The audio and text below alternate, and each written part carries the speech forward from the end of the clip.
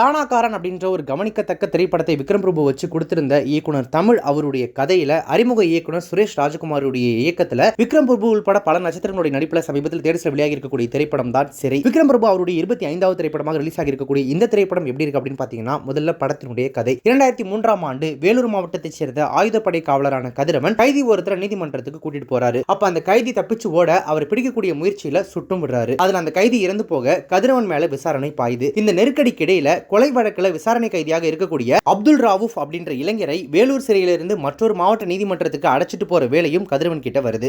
இந்த பயணத்துல அப்துல் ராவூப் யார், அவர் குற்றவாளியானது எப்படி, இறுதியில இருவருக்கும் என்ன ஆகுது அப்படின்றதே அறிமுக இயக்குனர் சுரேஷ் ராஜ்குமாருடைய இயக்கத்துல தமிழ் அவருடைய கதையில வெளியாகி இருக்கக்கூடிய இந்த சிறை திரைப்படத்தினுடைய கதை. ஓகே, படத்துல நடிச்சிருக்கக்கூடிய நடிகர்கள் எப்படி நடிச்சிருக்காங்க அப்படின்னு பாத்தீங்கன்னா, தன்னுடைய 25வது திரைப்படத்துல விக்ரம் பிரபு ஒரு நேர்த்தியான நடிப்பையை கொடுத்திருக்காரு. தன் திறன் மீதான தன்னம்பிக்கை, சட்டத்தின் முன் நேர்மை, கோபத்தை அடக்கி வைக்கக்கூடிய தருணம், பிறருக்காக மனமிறங்கும் தருணம் என முழுக்க முதிர்ச்சியான அணுகுமுறையை கூறும் கதாபாத்திரத்திற்கு தன்னால முடிஞ்ச வரைக்கும் நியாயம் சேர்த்திருக்காரு விக்ரம் பிரபு. படம் முழுவதும் பரிதாபத்தை கூறும் கதாபாத்திரத்தை கச்சிதமா கையாண்டிருக்காரு அறிமுக நடிகர் எல்.கே. அக்ஷய்குமார். துயரம் தோய்ந்த முகம், மெல்லிய குரல் என ஒரே மாதிரியான உடல் மொழி தான் அப்படின்னாலுமே கூட அதுக்குள்ள குற்ற உணர்வு, காதல், ஆற்றாமை, ஆக்ரோஷம் என அழுத்தமான பங்களிப்பை கொடுத்து தன்னுடைய அறிமுகத்தை கவனிக்க வைக்கிறாரு அறிமுக நடிகரான அக்ஷய். வெல்கம் அக்ஷய் அப்படின்னே சொல்லலாம் இந்த திரைப்படத்தை அவருக்கு. பெரும்பாலும் கண்ணீரும் கம்பளையுமாக வந்தாலும் காதல், பிடிவாதம், மன உறுதி, ஆக்ரோஷம் என உருமாறும் அந்த கதாபாத்திரத்தின் ஆழத்தை உணர்ந்து தேவையான நடிப்பை வழங்கி இருக்காங்க அனிஷ்மா அனில்குமார். அங்கங்க அவங்க பேச்சில் எட்டி பார்க்கக்கூடிய அந்த மலையாள வாடையை மட்டும் தவிர்த்திருக்கலாம். அக்ஷய்குமாரின் அம்மாவாக ரம்யா சுரேஷ், அனிஷ்மா அனில்குமாரின் அக்காவாக இஸ்மத் பானுவின் கணவராக நடிச்சவர்,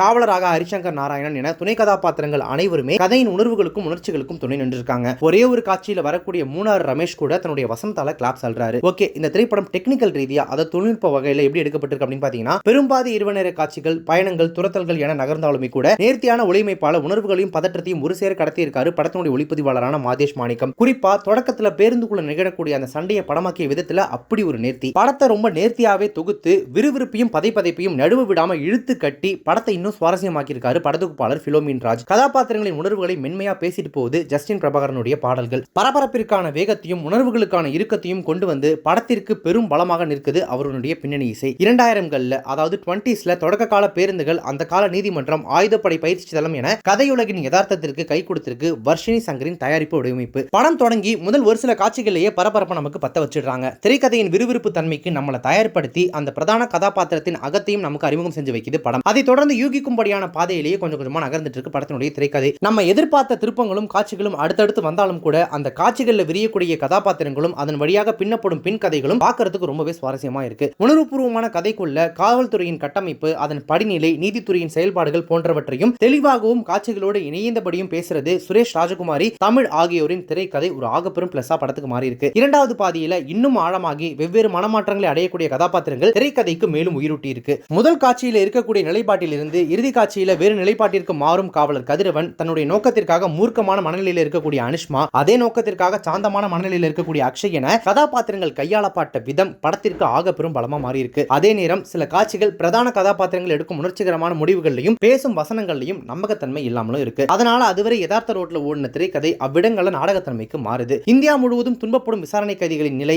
சமூகத்தில் அடக்குமுறைக்கு உள்ளாகும் சிறுபான்மையினர், காவல்துறையாலும் நீதித்துறையாலும் வஞ்சிக்கப்படும் சிறுபான்மை ஏழைகள் என பல அரசியல் அடுக்குகளை அழுத்தமா பேசுது படம். பல இடங்கள்ல ஜெய்பீம் திரைப்படத்தை நினைவுபடுத்தாம இல்ல. ஈழத்தமிழர்களுக்காக தன்னை மாய்த்து கொண்ட தமிழக தமிழர் அப்துல் ராவூப் பற்றிய மேற்கோள், சிறுபான்மையினரின் அன்றாட வழிபாட்டு முறைகளை கூட அந்நியமாக பார்க்கும் சமூகத்தின் மனநிலையை விளக்கக்கூடிய காட்சிகள் போன்றவை அங்கங்க துருத்திக்கிட்டு நின்னாலும் அவை கதைக்கருவின் ஆன்மாவை ரொம்பவே அழுத்தமா பேசிட்டு போகுது. பிரதான கதாபாத்திரங்களின் மன ஓட்டத்தின் வழியாக பார்வையாளர்களையும் பதற வைக்குது இறுதி காட்சி. கண்டிப்பா அந்த கிளைமேக்ஸ் காட்சி பெரிய அளவுல பேசப்படும். காவலர்கள் தங்களுக்கு கிடைத்த அதிகாரத்தை வைத்து எளியவர்களுக்கு உதவ சொல்லுது அந்த இறுதி காட்சி. ஆயுதப்படைகளின் அடிப்படையை வச்சு பார்க்கும்போது அது எளிதில் சாத்தியமில்லாத ஒன்றாக தோன்றினாலும் கூட காவல்துறைக்குள்ள ஏற்பட வேண்டிய சீர்திருத்தமாகவும் எளிய மக்களுக்கான நம்பிக்கை கீற்றாகவும் படம் பல இடங்கள்ல கவனிக்க வைக்குது. மொத்தத்தில் இந்த சிறை திரைப்படம் எப்படி இருக்கு அப்படின்னு கேட்டீங்கன்னா, பரபரப்பு, எமோஷன் என இரண்டையுமே கச்சிதமா கொண்டு வந்து ஒரு நல்ல திரை அனுபவமாகவும் சமூக கருத்தாகவும் கவர்ந்து நம்மளுடைய மனசை சிறைப்பிடிக்குது இந்த சிறை திரைப்படம். தியேட்டர்ல போயிட்டு பார்க்குற அளவுக்கு ஒருத்தான திரைப்படம் அப்படின்னு கேட்டீங்கன்னா, கண்டிப்பா தியேட்டர்ல போயிட்டு பார்க்குற அளவிற்கான ஒருத்தான ஒரு திரைப்படம் தான் இந்த சிறை திரைப்படம். இன்னும் சொல்ல போனா 2025 முடியறதுக்கு இன்னும் ஒரு சில நாட்கள் தான் இருக்கு. கடைசி நேரத்துல தான் இந்த சிறை திரைப்படம் ரிலீஸ் ஆகி இருக்கு. ஆனா 2025ல வெளியான திரைப்படங்கள்ல top most the best films அப்படின்னு எடுத்தோம்னா கண்டிப்பா அதுல சிறை திரைப்படத்துக்கு ஒரு முக்கியமான இடம் உண்டு. அந்த அளவிற்கு முக்கியமான ஒரு திரைப்படம் அப்படினே சொல்லலாம். கடந்த சில திரைப்படங்களா வெற்றி அப்படின்ற விஷயத்தை அறியாம இருந்தாலும் கூட தன்னுடைய 25வது திரைப்படமாக தேர்வு செஞ்ச விதத்துல உண்மையாவே விக்ரம் பிரபு கவனிக்க வைக்கிறாரு. இந்த திரைப்படம் அவருடைய கரியர்லயே ஒரு முக்கியமான திரைப்படமாகவும் ஆகி இருக்கு அப்படின்னு சொல்லலாம். எடுத்துக்கிட்ட கதை களமா இருக்கட்டும், அது சொன்ன டீடைலிங்கா இருக்கட்டும், அது அதை எடுத்து காமிச்ச நேர்த்தியா இருக்கட்டும், படத்தில் நடிச்சக்கூடிய அந்த கதாபாத்திரங்கள் அதை நடிச்ச விதமா இருக்கட்டும், இப்படி எல்லா வகைகளிலுமே 2025 வெளியான திரைப்படங்கள்ல ரொம்ப கவனிக்கத்தக்க ஒரு திரைப்படமா சிறை திரைப்படம் மாறி இருக்கு. கண்டிப்பா தியேட்டர்ல போயிட்டு பாருங்க. One of the highly recommended movie அப்படின்னே சொல்லலாம். கண்டிப்பா உங்களை எந்த வகையிலும் இந்த திரைப்படம் வந்து டிசப்பாயிண்ட் பண்ணாது. படத்துல ஒரு சில அந்த சுடுற காட்சிகள் அந்த மாதிரியான விஷயங்கள் இருந்தாலுமே கூட படம் குடும்பத்தோடு பார்க்கக்கூடிய ஒரு திரைப்படம் தான். கண்டிப்பா முடிஞ்சா போய் தியேட்டர்ல பாத்துருங்க. நீங்க சிறை படத்தை பாத்தீங்க அப்படின்னா படத்தை பத்தி உங்களுடைய கருத்துக்கள் என்ன, ரிவ்யூ என்ன அப்படின்றத கமெண்ட்ஸ்ல மென்ஷன் பண்ணுங்க. இப்போ இந்த ரிவ்யூ உங்களுக்கு ரொம்ப பிடிச்சிருந்துச்சு அப்படின்னா லைக் பண்ணுங்க, ஷேர் பண்ணுங்க. நம்ம சேனலை இதுவரைக்கும் சப்ஸ்கிரைப் பண்ணாதவங்க